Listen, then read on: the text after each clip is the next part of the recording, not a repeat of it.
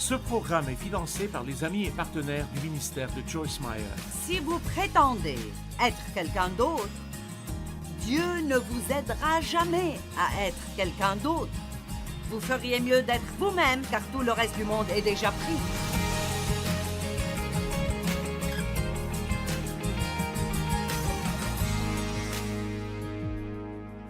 Maintenant, Paul commence dans Galates 1, verset 1, et il explique qu'il ne s'est pas appelé à faire ce qu'il était en train de faire, qu'il n'était pas apôtre par la volonté de l'homme. Aucun homme ne l'a mis dans cette position. Il ne s'est pas mis dans cette position. Il a été appelé par Dieu pour faire ce qu'il faisait. Et lorsque vous savez que ce que vous faites est la volonté de Dieu, cela vous donne le courage et la force, et vous pouvez vous y accrocher et terminer le travail que Dieu vous a appelé à faire. Mais si vous faites quelque chose parce que les gens le veulent et vous n'êtes pas sûr d'être supposé le faire, vous ne le ferez jamais bien. Assurez-vous que vous pouvez dire « Je crois de tout mon cœur que ce que je le fais d'après la volonté de Dieu. » N'est-ce pas une bonne idée? Je sais que je suis appelé à faire ce que je fais. Je le sais. Je suis très à l'aise ici aujourd'hui. Je n'ai aucune crainte ni aucune peur à ce sujet. Je me fiche de ce que vous en pensez, car je sais que Dieu m'a appelé à le faire. Donc, si Dieu m'a appelé à faire cela, c'est lui qui doit le faire réussir. Ce n'est même pas ma responsabilité. C'est totalement Dieu. Ce que je dois faire, c'est m'abandonner à Dieu et le laisser faire ce qu'il veut faire. D'accord. Satan est un légaliste. Il essaye constamment de nous soumettre à la loi. Nous parlons de la loi dans l'Ancien Testament et nous vivons aujourd'hui dans la dispensation de la grâce. Et donc nous disons, nous ne sommes plus sous la loi, nous sommes sous la grâce. Mais cela ne signifie pas que nous pouvons maintenant ignorer toutes les lois morales de l'Ancien Testament. Cela signifie que nous sommes libérés des lois cérémonielles. Mais en réalité, Dieu nous a maintenant donné la grâce de garder la loi morale. Nous n'essayons plus de faire quelque chose qui est écrit sur un papier. Maintenant, c'est écrit dans notre cœur et nous avons ce désir en nous de faire ce qui est juste. Combien d'entre vous réalisent que lorsque vous recevez le Christ, vous obtenez un nouvel ensemble de désirs? Et les choses que vous faisiez autrefois, qui ne vous dérangeaient pas du tout, maintenant vous ne pouvez pas les faire sans être gêné. Amen? Est-ce que vous réalisez quelle pagaille vous étiez avant votre salut? C'est vrai, nous pensons, il n'y a rien de mal en moi. Je fais ce que tout le monde fait. Puis tout à coup, vous recevez Christ et alors, vous regardez en arrière et je ne peux pas croire certains des films que je regardais ou certaines des choses que je faisais. Et je ne savais même pas qu'ils étaient mauvais. Mais quand Dieu entre dans notre vie, il ne vient pas seulement pour nous garder à l'aise. Il vient aussi pour nous convaincre du péché lorsque nous faisons de mauvaises choses. Et la grâce sous laquelle nous vivons nous donne le courage de faire ce qui est bien au lieu de continuer à faire ce qui est mauvais.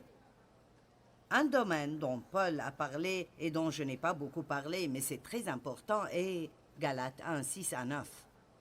Il dit « Je m'étonne que vous vous détourniez si vite de celui qui vous a appelé par la grâce de Christ pour passer à un autre évangile. » Il y avait les Juifs et les gentils. Pierre a été appelé chez les Juifs, Paul chez les gentils. Bien qu'il fût lui-même un Juif, il fut appelé à enseigner aux gentils. Les gentils étaient des adorateurs d'idoles. Ils sculptaient des idoles de bois et de pierre, se prosternaient devant elles et les vénéraient. Ils ne connaissaient pas Dieu, ils n'essayaient pas de servir Dieu, ils se fichaient de Dieu. Et les Juifs légalistes se percevaient comme meilleurs qu'ils ne l'étaient. Alors il y avait cette grande ligne de démarcation entre eux et les gentils. Ils les détestaient absolument. Eh bien, quand Dieu, par sa grâce et sa miséricorde, a décidé d'inclure les gentils, tout ce qu'ils avaient à faire, c'était de croire qu'ils étaient sauvés. Les Juifs étaient furieux. Et ainsi, ils essayaient continuellement de les ramener sous la loi. Ils essayaient de trouver de petits moyens de leur enlever leur liberté. Celui que le Fils libère est vraiment libre, mais Satan est un légaliste et il travaillera toujours pour vous priver de votre liberté. Il est l'accusateur des frères et il trouvera quelque chose à vous reprocher chaque jour. Vous devez savoir quand le diable vous ment et vous devez pouvoir tenir ferme et dire « Tu es un menteur ». C'est ce que dit la parole et je ne te crois pas. Amen.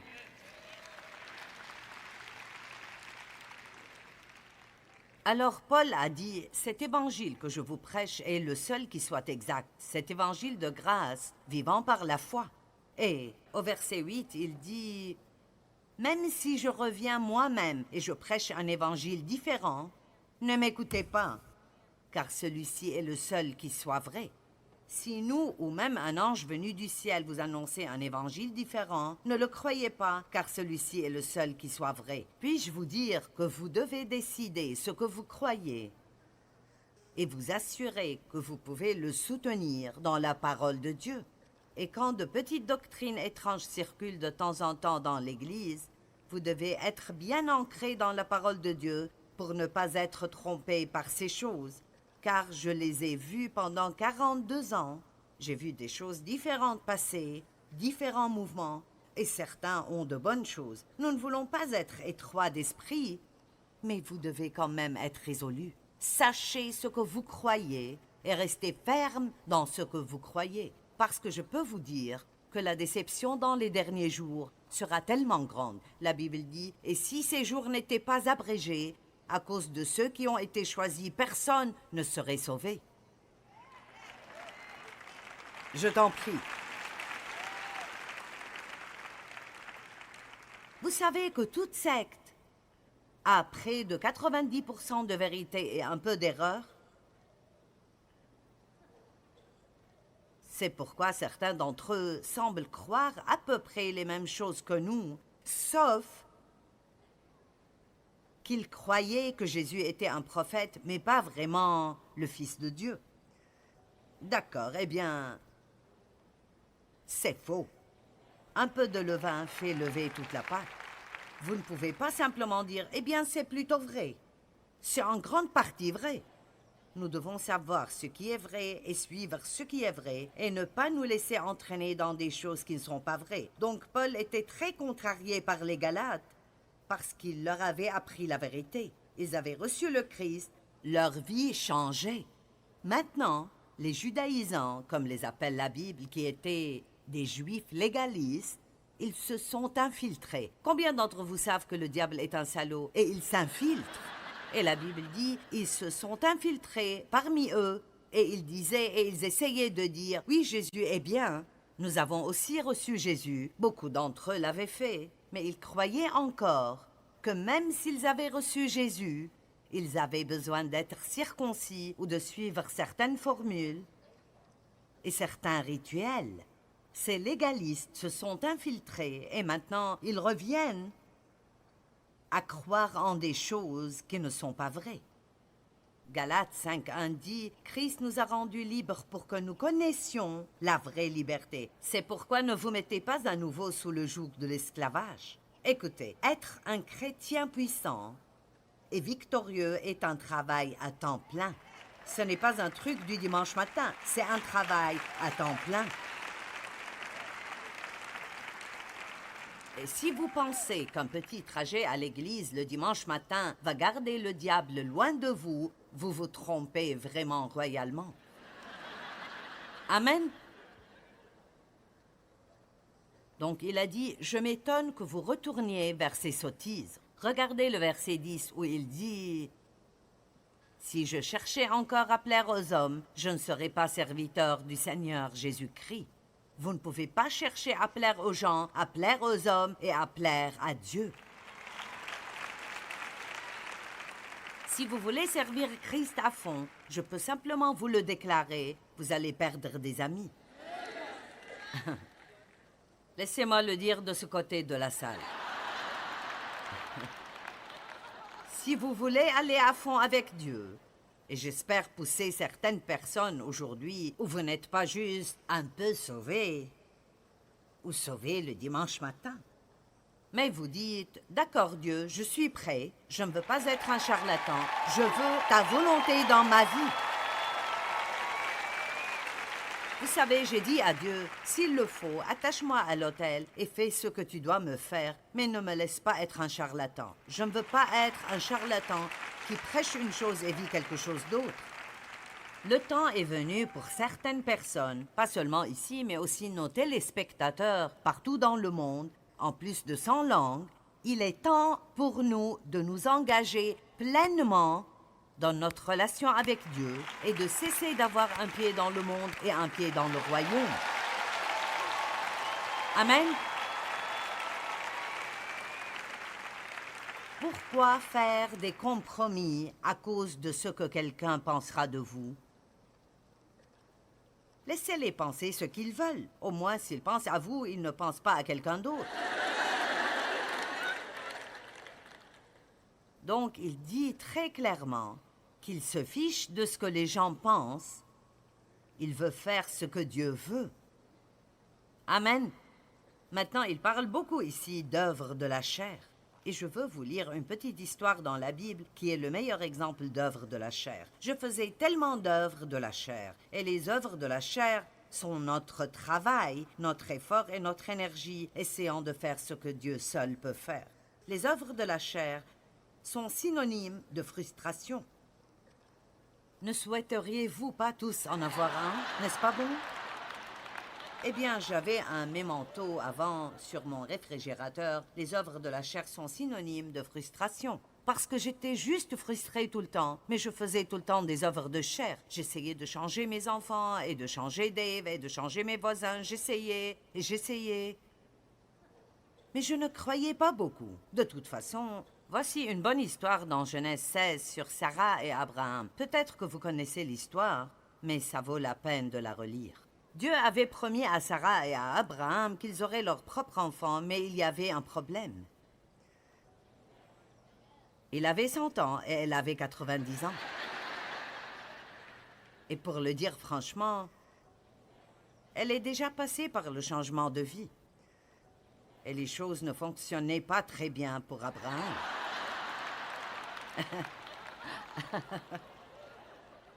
Allez, je l'ai dit aussi gentiment que possible.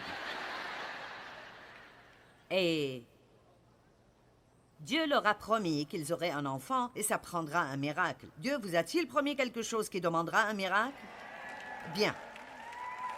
Moi aussi. Et ainsi, ils ont attendu 10 ans en pensant qu'ils allaient avoir leur propre enfant. 10 ans, elle n'a toujours pas eu de bébé. Combien d'entre vous attendent depuis au moins 10 ans pour votre percée ou plus? Amen. Ne souhaitez-vous pas que Dieu vous dise quand? Oh, mais non, il ne vous dira pas ça. Il vous étirera autant que vous le pouvez. Mais il ne nous donne pas plus que ce que nous pouvons supporter. Il n'est pas en avance, mais pas en retard. Genèse 16, 1 à 6, Sarai, l'épouse d'Abraham, ne lui avait pas donné d'enfant, mais elle avait une esclave égyptienne nommée Agar. Elle dit à Abraham, « Tu vois que l'Éternel m'a empêché d'avoir des enfants. Va donc vers ma servante, peut-être aurai-je un fils par son intermédiaire. » Abraham suivit le conseil de sa femme. Maintenant, les hommes, je pense qu'il y a de nombreuses fois où vous devez écouter votre femme. Mais c'est l'une des fois où Abraham aurait dû dire « Madame, tu es cinglée. » On penserait que n'importe quelle femme serait mieux que de donner son mari à une autre femme et penser que ça marcherait. Mais pour dire vrai, il y avait plus de cela qui arrivait dans cette culture et ce n'était pas totalement inouï pour une femme stérile d'essayer d'avoir un enfant par l'une de ses servantes. Mais c'était quand même une idée stupide parce que ça ne marche jamais. Après qu'Abraham eut habité 10 années dans le pays de Canaan, Sarai, femme d'Abraham, prit Agar l'Égyptienne, sa servante, et la donna pour femme à Abraham, son mari, et il alla vers Agar. Nous savons ce que cela signifie. Il alla vers Agar. et ça a dû être amusant de le regarder entrer dans sa tente. Et elle devint enceinte. Maintenant, voici le problème. Quand elle se vit enceinte, elle regarda sa maîtresse avec mépris. Maintenant, cette dame qui avait été une servante, une attitude douce, une attitude de soumission douce, maintenant qu'elle pense qu'elle a le dessus, elle se dit « Ah ah, eh bien, je suis enceinte et tu ne l'es pas. » Alors devine quoi, Abraham va m'aimer plus. Elle n'a pas dit cela, mais c'était l'intention. Alors que fait Sarai? Et c'est vraiment comme ça que nous sommes. D'accord, alors maintenant, elle n'aime pas les résultats de son plan charnel. Et Sarai dit à Abraham, « L'outrage qui m'est fait retombe sur toi. » Allons donc. J'ai mis ma servante dans ton sein, et quand elle a vu qu'elle était enceinte, elle m'a regardé avec mépris. Que l'Éternel soit juge entre moi et toi. Et Abraham a fait ce que l'homme fait toujours. Il a dit, voici, ta servante est en ton pouvoir, fais d'elle ce que tu veux. Alors Sarai la maltraita, et Agar s'enfuit. Donc, ils ont eu un plan stupide qui n'aurait jamais pu fonctionner. C'était des œuvres de la chair frustrants. J'ai lu quelque chose il y a quelques jours dans l'un des livres de Watchman Nee que je lisais de nouveau. Et voici ce qu'il a dit. Comprenez bien cela. L'homme doit assumer la responsabilité de toutes ses actions.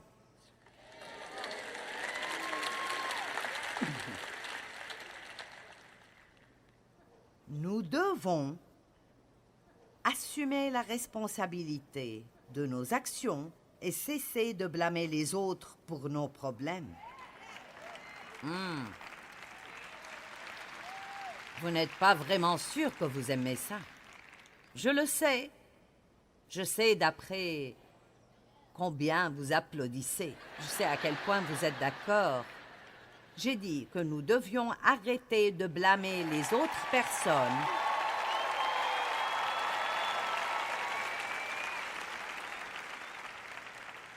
pour nos problèmes. Donc, en fin de compte, ils ont eu un enfant et c'était donc un autre gâchis de 10 ans. Et puis finalement, ils ont fini par avoir le bébé que Dieu leur avait promis. Ainsi, les œuvres de la chair n'amènent rien d'autre que la frustration.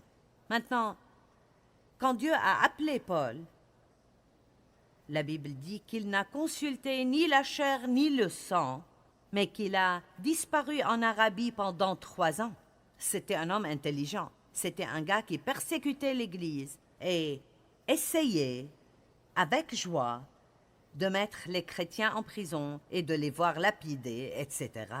Il détestait la chrétienté. C'était un pharisien, juif, zélé. Le truc était qu'aussi mal que cela paraissait, son cœur était juste. Il aimait vraiment Dieu et il pensait vraiment faire ce qui était juste. Donc il dit que Dieu lui a accordé sa grâce parce qu'il manquait de connaissances. Lorsque vous faites quelque chose de mal et vous ne savez vraiment pas que c'est mauvais, vous obtiendrez beaucoup plus de grâce que quelqu'un qui sait qu'il fait quelque chose de mal et qui continue de le faire quand même. Voilà pourquoi, écoutez-moi, chaque fois que vous allez à l'église, chaque fois que vous entendez la parole de Dieu, ça devient un peu plus dangereux pour vous de désobéir exprès.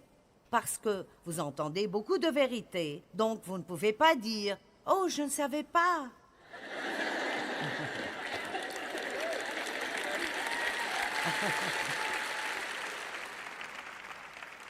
Oh! Oh! Comme les Israélites, 23 000 d'entre eux ont dû mourir en un jour et ils ont finalement dit « Nous avons péché ». Quel genre de pagaille devons-nous avoir avant de dire « Oups, j'aurais dû faire les choses à la façon de Dieu ». Galates chapitre 2. On y va. 14 ans après, je montai de nouveau à Jérusalem avec Barnabas et Tite. Alors, voilà, Paul a cette rencontre miraculeuse avec Dieu sur la route de Damas. Jésus lui dit, « Pourquoi me persécutes-tu? Pourquoi te bats-tu contre moi? » Et Paul était un homme intelligent. « Qu'est-ce que tu veux que je fasse, Seigneur? » C'est tout ce que Dieu veut entendre quand il vous confronte. « Seigneur, je suis désolé si je ne le fais pas à ta façon. Que veux-tu que je fasse? » Tant que vous êtes prêt à changer, Dieu travaillera avec vous. M'entendez-vous? Tant que vous voudrez changer, Dieu travaillera avec vous. Peu importe le nombre d'erreurs que vous faites, ou combien de fois vous échouez, ou combien de fois vous tombez dans une fosse, si votre cœur est de plaire à Dieu, il ne vous laissera pas et ne vous abandonnera pas.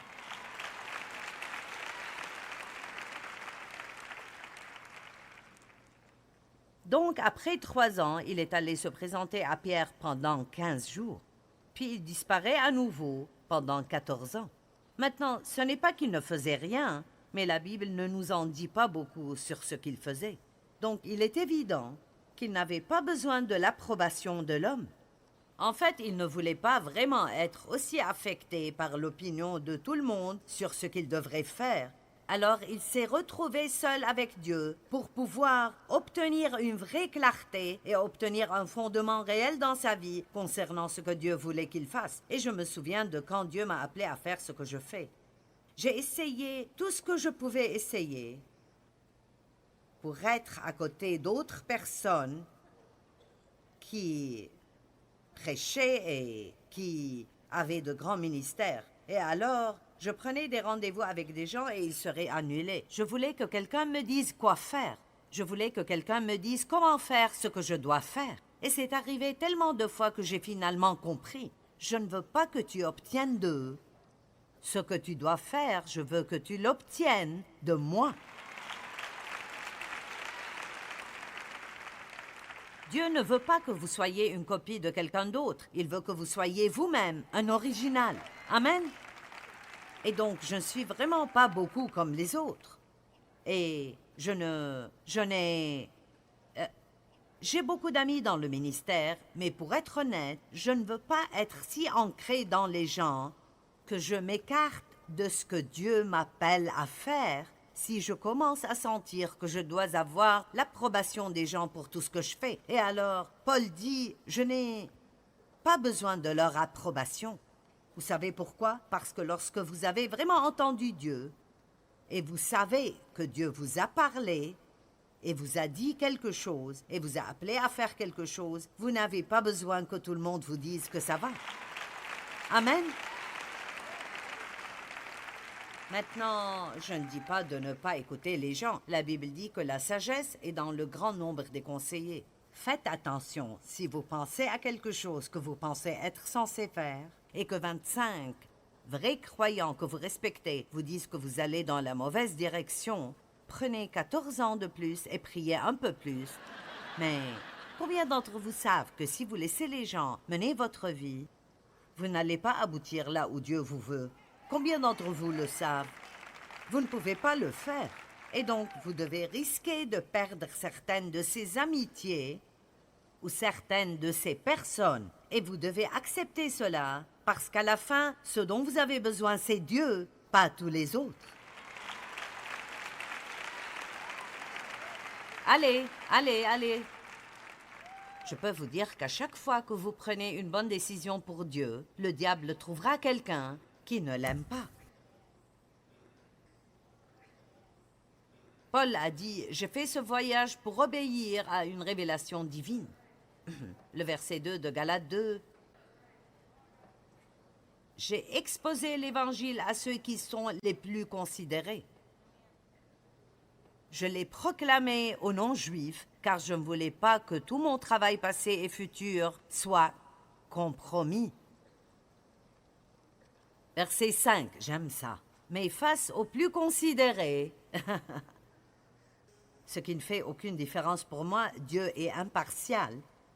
Nous ne leur avons pas cédé un seul instant ni fait la moindre concession. » Qu'est-ce que Paul dit ici? Je ne suis pas impressionné par votre position ou votre titre. Puis-je vous dire quelque chose? Si vous conspirez et vous parvenez à réunir environ 10 des personnes les plus importantes de votre Église, vous savez, le groupe important, cela ne vous apporte pas vraiment de valeur.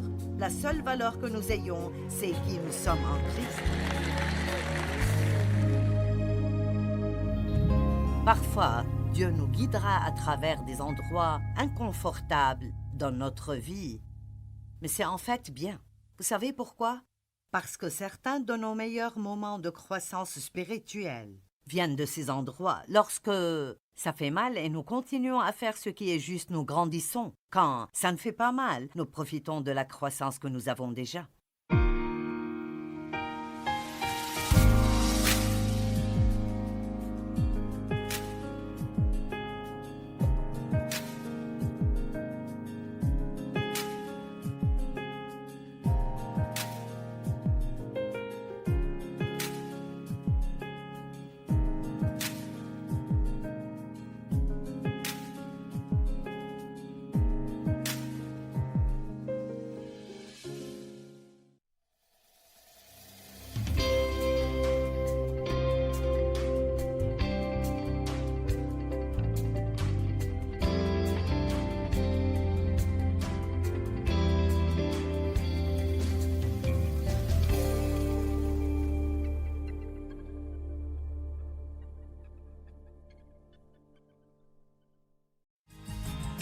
Ce programme est financé par les amis et partenaires du ministère de Joyce Meyer. Parfois, Dieu vous mènera dans un endroit très inconfortable parce que nous ne grandissons pas quand tout arrive comme nous le voulons. Nous grandissons quand les choses n'arrivent pas comme nous le voulons et nous agissons comme Jésus veut que nous agissions de toute façon.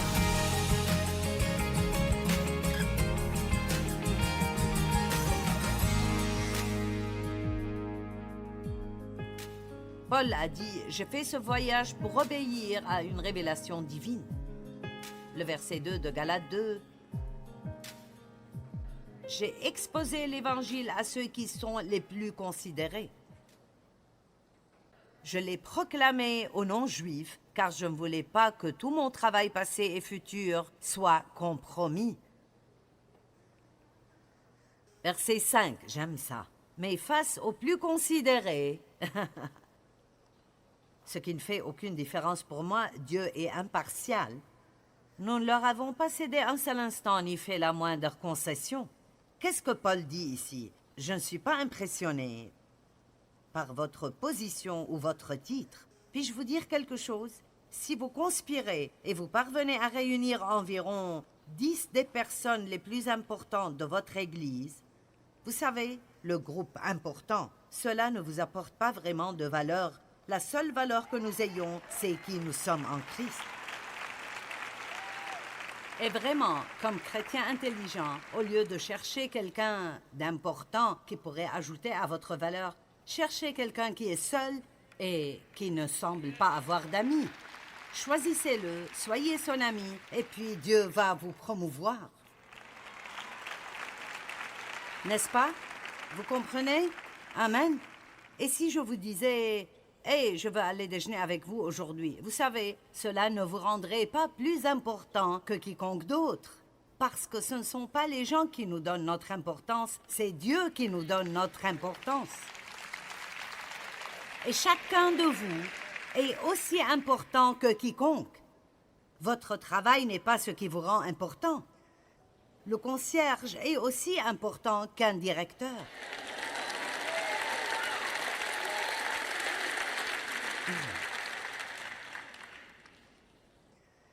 Où est-ce que je vais avec cela?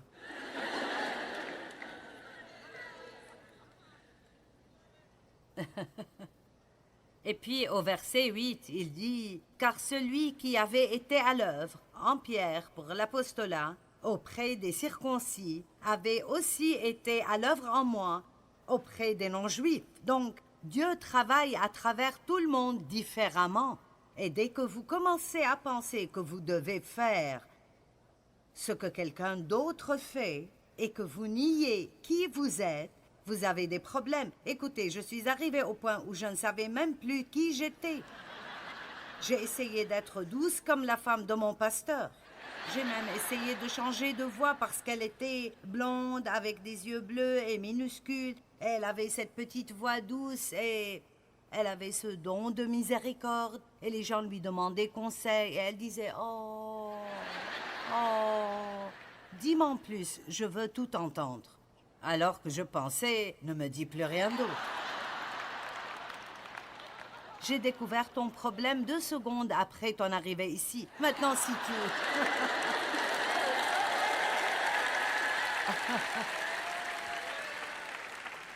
Allez, mais je pensais... Et j'ai en fait essayé de baisser ma voix. Et les gens disaient, « Qu'est-ce qui t'arrive? » Vous voyez? Vous ne pouvez pas prétendre être quelqu'un d'autre. Dieu ne vous aidera jamais à être quelqu'un d'autre. Vous pourriez aussi bien être vous-même, car tout le reste du monde est déjà pris. Oh, Joyce, quand je serai grande, je voudrais être comme toi. Je veux être un exemple, mais ne soyez pas comme moi. Allez au-delà de là où je suis allée. N'aspirons pas à être quelqu'un d'autre. Demandons à Dieu de nous aider à être le meilleur que nous puissions être. Et c'est ce que Paul faisait. Il était le meilleur qu'il pouvait être. Il a dit, « Je ne suis pas impressionné par ceux qui semblent influents. Je n'ai pas besoin de leur approbation. Je vais suivre Dieu. » Y a-t-il quelqu'un dans ce bâtiment qui a le courage de dire « J'ai décidé de suivre Dieu, même si cela signifie que je perdrai tous les amis que j'ai » Est-ce que quelqu'un est fatigué de vivre sa vie en fonction de ce que les autres pensent? Eh bien, que penseront-ils? Que diront-ils? Ils disent « Vous ne pouvez pas mettre ces couleurs ensemble. » Ils disent « Cette coiffure est démodée. » Ils dirigent notre vie et nous ne savons pas qui ils sont. J'ai quelques personnes qui me gardent encouragée, donc je vais continuer.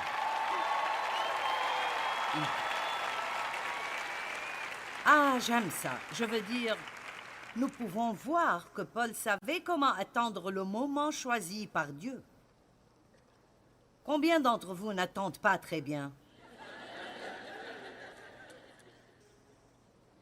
Paul a passé 3 ans à rechercher Dieu.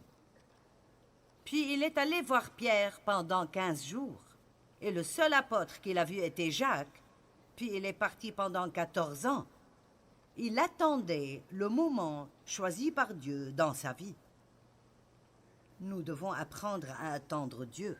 Vous savez, lorsque vous êtes appelé à faire quelque chose, vous ressentez cet appel, mais vous ne discernez pas le moment. Quelqu'un a-t-il déjà devancé Dieu? D'accord. Vous savez quoi? Ne vous en faites pas trop. Nous le faisons tous. J'ai essayé d'aller à la télé avant que Dieu ne m'y mette. Et j'ai reçu une lettre en 6 mois. J'ai essayé le talk show et je ne suis pas une bonne animatrice. Je ne laissais personne parler.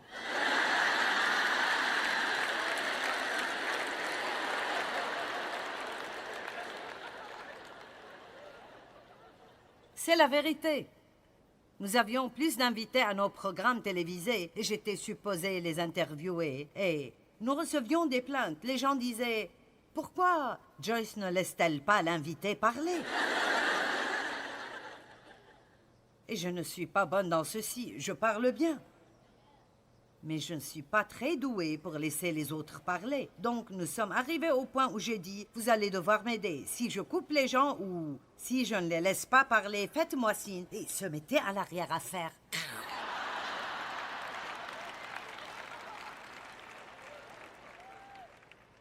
Et je suis si loin de la perfection que c'est pathétique. Mais j'aime Jésus et il m'aime. Et vous savez quoi? Je pense qu'il pense que je suis mignonne parce que je ne laisse personne parler. Voici la chose que vous devez comprendre.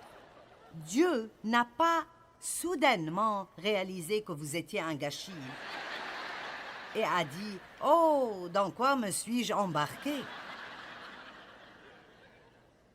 Il sait tout sur nous. Chaque erreur que nous allons faire, chaque mot que nous n'avons pas prononcé, chaque pensée que nous n'avons pas encore pensée.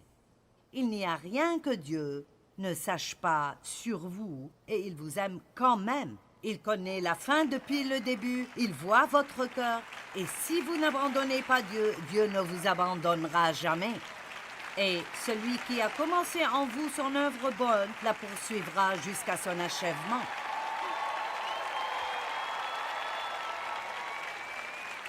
Vous êtes sur le point de faire quelque chose de grand.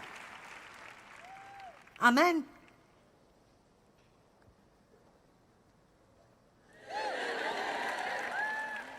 Ecclésiaste 3:1. Dieu fait toutes choses belles en son temps. Wow. Galates 4:4. Mais au moment fixé par Dieu, il a envoyé son Fils, né d'une femme sous le régime de la loi. Pourquoi donc n'a-t-il pas envoyé Jésus plus tôt? Les gens avaient besoin d'un sauveur. Pourquoi ce moment précis? Seul Dieu le sait et il ne nous le dira pas. Il aime garder des secrets. Combien d'entre vous aiment les mystères? Vous, alors, vous allez vraiment aimer rester avec Dieu. Parce qu'il y a toujours un mystère avec lui. C'est comme, qu'est-ce qui va se passer ensuite? C'est bien si vous êtes guidé par l'esprit. Vous ne savez jamais ce qu'amènera chaque jour. Si vous vivez sous la loi, vous avez peut-être un ensemble de règles. Et chaque matin, vous lisez ces chapitres, et vous priez 1 heure, et vous priez ponctuellement. Mais écoutez, quand vous sortez votre bateau du quai, et vous vous donnez à l'océan de l'amour de Dieu, vous ne savez pas ce que vous ferez. Je ne sais pas combien de temps je prie tous les jours. Je suis tellement contente d'avoir arrêté de compter ça. C'est si bête. Nous aimons impressionner les autres. Oh, je prie 2 heures par jour. Bien, c'est bon pour vous. Gardez-le pour vous. Sinon, vous ne faites que vous vanter et personne ne va entendre cela. Amen. Je ne sais pas combien de temps je prie. Je ne sais pas combien de la Bible je lis tous les jours. Eh bien, tu n'es pas très discipliné.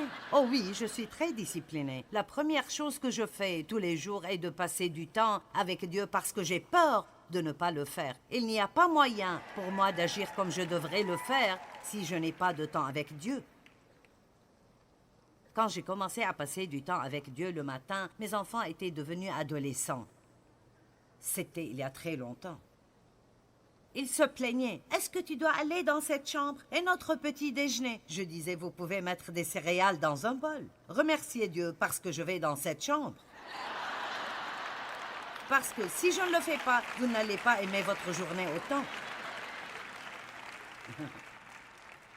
Combien d'entre vous, Dieu a besoin de vous envoyer dans votre chambre aussi? D'accord. Combien d'entre vous ont obtenu leur diplôme à l'université du désert? Oh, j'y suis allée, j'ai fait cela. Avez-vous remarqué combien de serviteurs choisis par Dieu ont passé du temps dans un endroit appelé le désert avant d'être promus par Dieu? En fait, quand Dieu vous appelle, le prochain endroit où...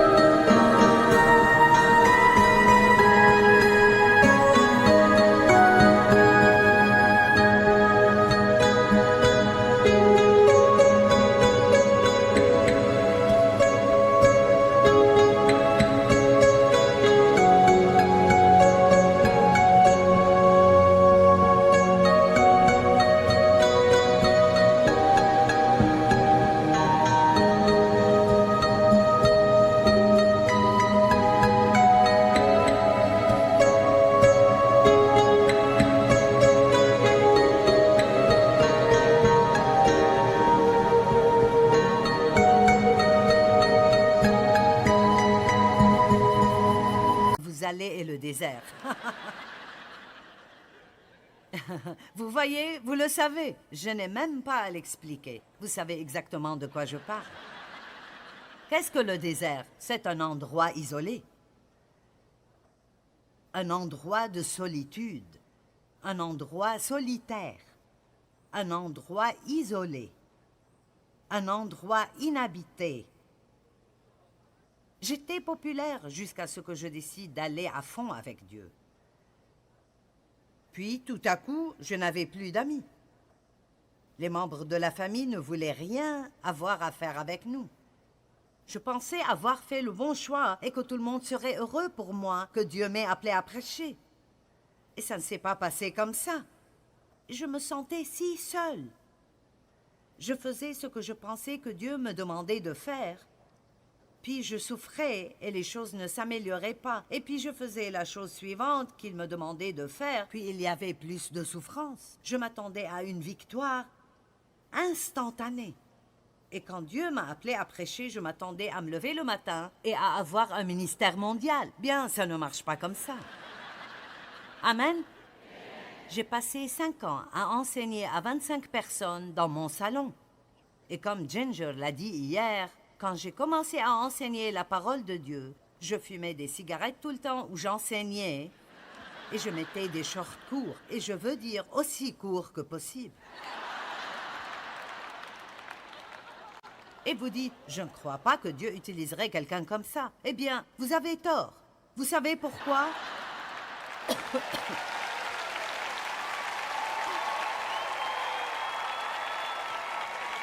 Allez, il a oint un âne pour prêcher à un prophète qui ne l'écoutait pas. Je ne savais pas mieux. Je ne savais pas mieux. Et aujourd'hui, ça ne marcherait pas si je faisais toujours ça. Mais je vous dis que Dieu vous appellera là où vous êtes. Il utilisera des personnes qui semblent être les moins susceptibles au monde pour que Dieu... vous n'êtes qualifié par rien d'autre que l'onction de Dieu. Mais il voit la fin depuis le début. Il ne voit pas seulement où vous êtes maintenant, mais il voit où vous allez être. Il connaît votre cœur. Et donc cette université du désert est conçue pour nous changer et pour que nous agissions plus comme Dieu. Dave m'a dit, enlève le short. Alors j'ai mis plus d'habits et j'ai arrêté de fumer. Et 40 ans plus tard, je suis toujours là. Alors...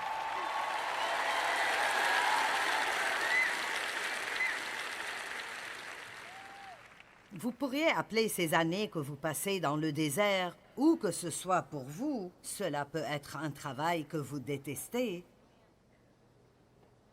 C'est peut-être être en relation avec quelqu'un que vous pouvez à peine supporter, et Dieu vous dit de les aimer. Comment apprendrez-vous à aimer les désagréables si tout le monde autour de vous est gentil? Oh oh! Dieu va vous mettre avec des personnes méchantes.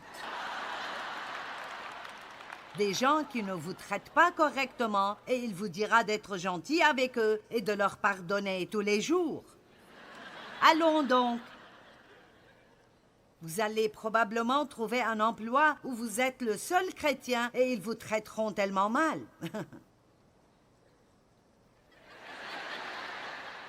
Vous êtes dans le désert, là.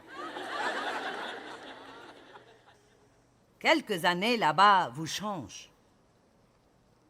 Nous avons besoin d'être changés. Joseph est diplômé de l'université du désert.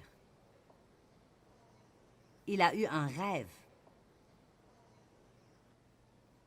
Il semblait que Dieu allait faire de grandes choses et il a raconté son rêve et ce qui est arrivé après et que ses frères l'ont attaqué et l'ont vendu à des marchands d'esclaves.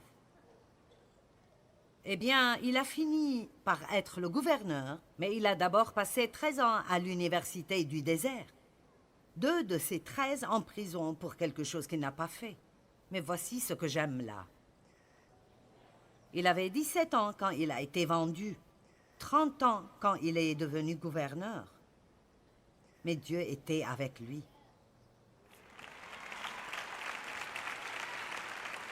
Vous voyez, c'est ça, juste là.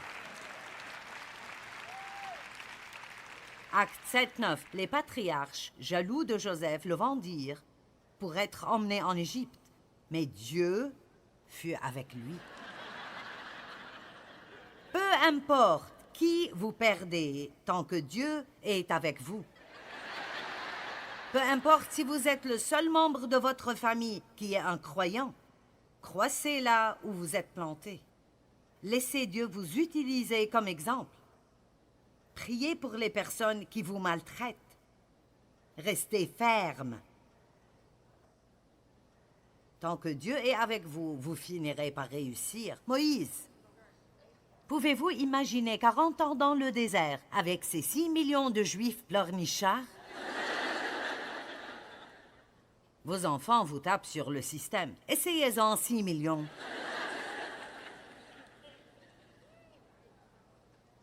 « 40 ans! » Élie a eu son temps dans le désert. David a été loin pour être roi jeune, mais il est devenu roi à l'âge de 30 ans. Où est-ce qu'il a passé le reste de ses années? Il s'est caché dans des caves face à un seul fou qui essayait constamment de le tuer. Et il a juste continué à faire ce qui est juste, à faire ce qui est juste. Pouvez-vous faire ce qui est juste pendant que la bonne chose ne vous arrive pas encore? Allez, il faut que je répète ça pour quelqu'un. Pouvez-vous bien traiter les personnes qui ne vous traitent pas encore bien?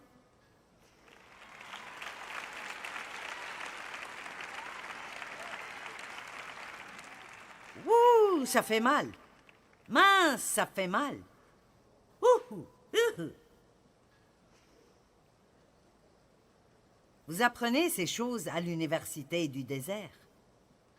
Vous apprenez à obéir à Dieu, que ce soit pratique et confortable ou non. Vous apprenez à rester là où Dieu vous dit de rester, même si ça ne vous plaît pas. Quand Dieu vous dit d'y aller, vous apprenez comment aller. Vous apprenez que votre vie n'est plus la vôtre. Vous faites ce que Dieu veut que vous fassiez.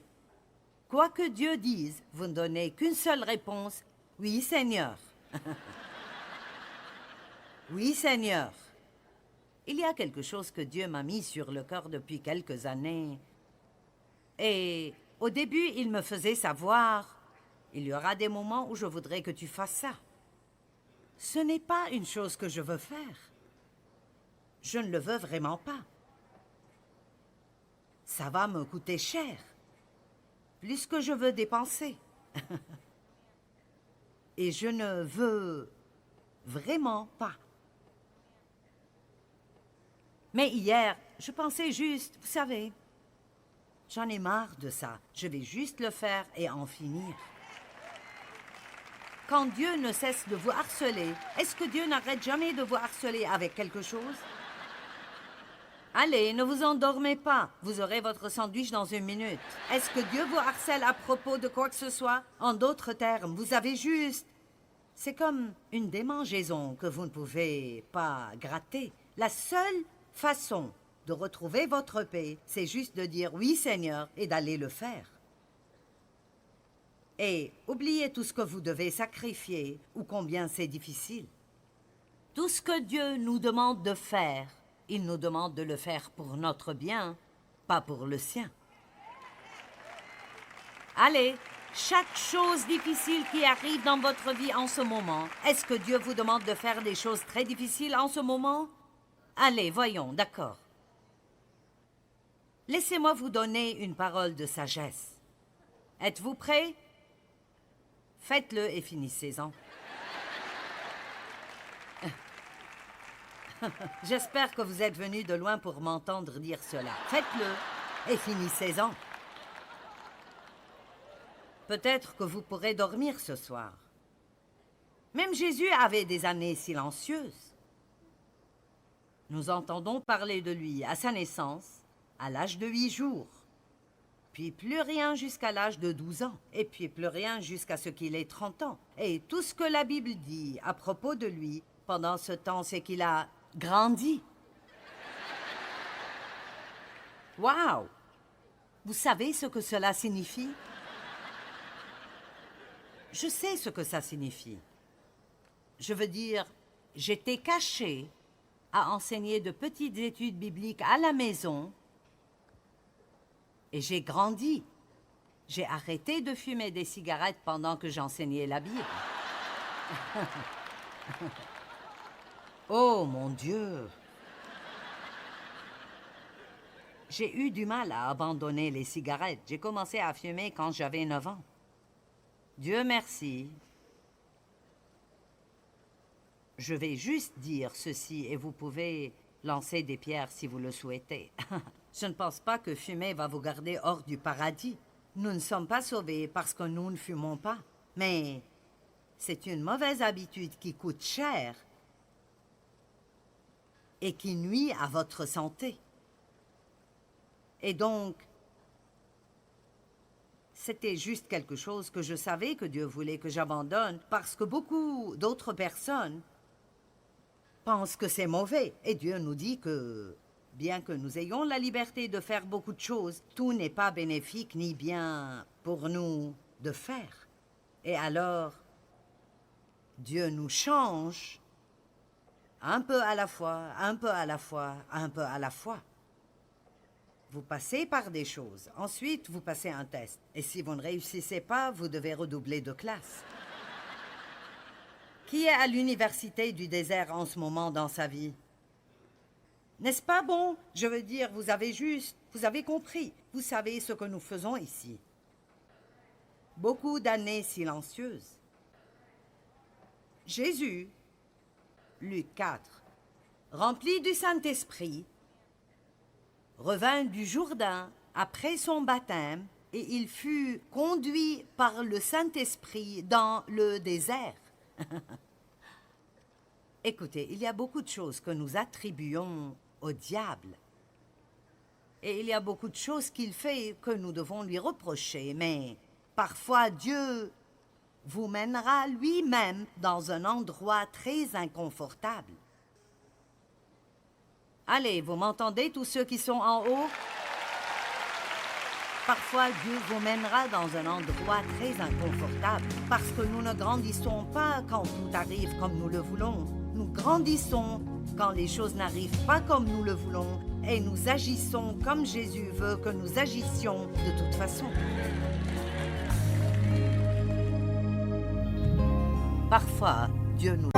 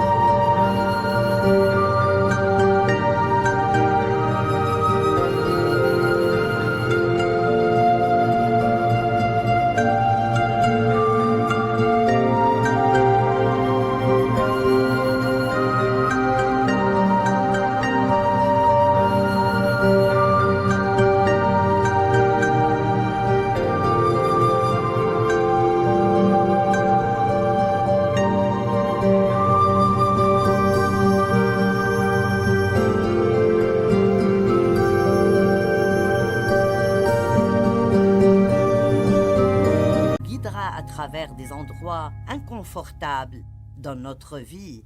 Mais c'est en fait bien. Vous savez pourquoi?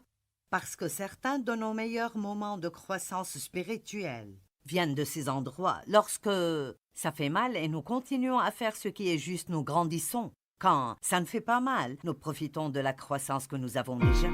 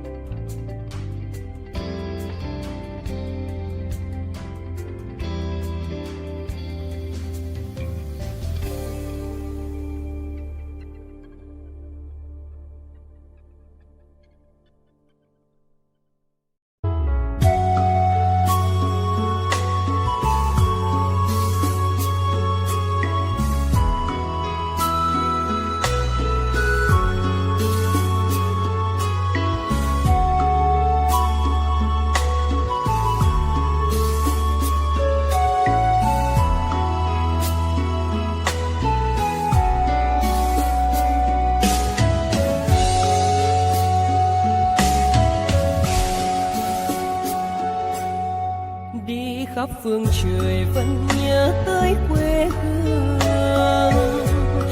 Người về đây thăm làng Trù quê mẹ và làng Sen quê cha, xúc động bồi hồi người rơi giọt lệ, thương mái nhà tranh thương đất mẹ nghề.